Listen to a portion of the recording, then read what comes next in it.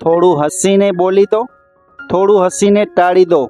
મુશ્કેલીઓ તો છે બધાને, પણ થોડુંક સમય ઉપર પણ છોડી દો.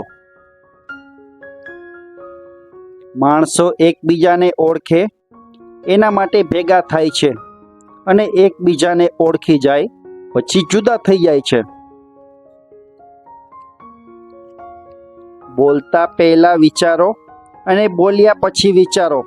આ બે શબ્દો એક પછી એક વાપરવાથી પરિણામો બદલાઈ જાય છે.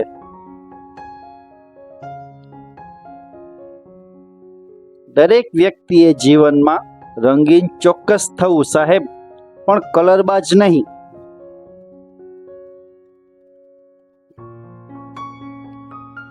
વ્યક્તિનો વ્યવહાર જોવા માટે તેને સન્માન આપો. આદત જોવી હોય તો સ્વતંત્ર કરી દો, નિયત જોવી હોય તો ઉધાર આપી દો, અને ગુણ જોવા હોય તો તેની સાથે થોડો સમય વિતાવો. સાહેબ, ભરોસો બધાનો કરવો, પણ સાવચેતી રાખવી. ક્યારેક પોતાના દાંત પણ જીભ કાપી નાખે છે.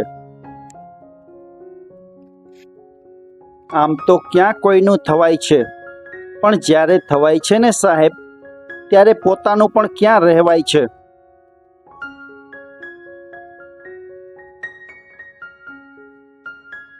નસીબનું લખેલ બધું જ સહન કરવું પડે છે સાહેબ, કારણ કે મુશ્કેલી વેચી નથી શકાતી અને શાંતિ ખરીદી નથી શકાતી. વરસવું ઓછું ને ઉકળાટ ઝાઝો આપે છે. આ મોસમને પણ માણસ થવાના ભાવ જાગે છે.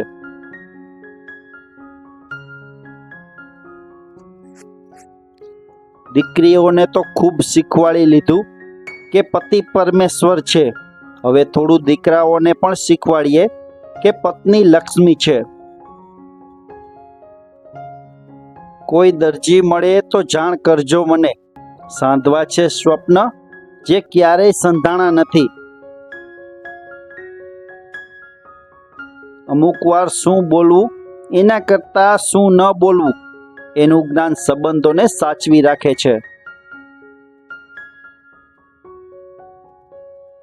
વાવીને ભૂલી જવાથી તો છોડ પણ સુકાઈ જાય સાહેબ. સંબંધો સાચવવા હોય તો એકબીજાને યાદ કરવું પણ જરૂરી છે. સૌથી મોંઘી ઘડિયાળ પહેરીને જોઈ લેજો સાહેબ. સમય ક્યારેય તમારા કહ્યા પ્રમાણે નહીં ચાલે.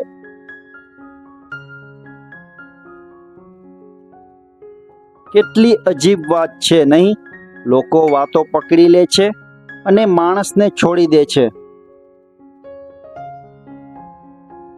મિત્રો, દરરોજ આવા નવા ગુજરાતી સુવિચાર માટે ચેનલમાં નવા હોય તો પ્લીઝ ચેનલને સબસ્ક્રાઇબ કરો.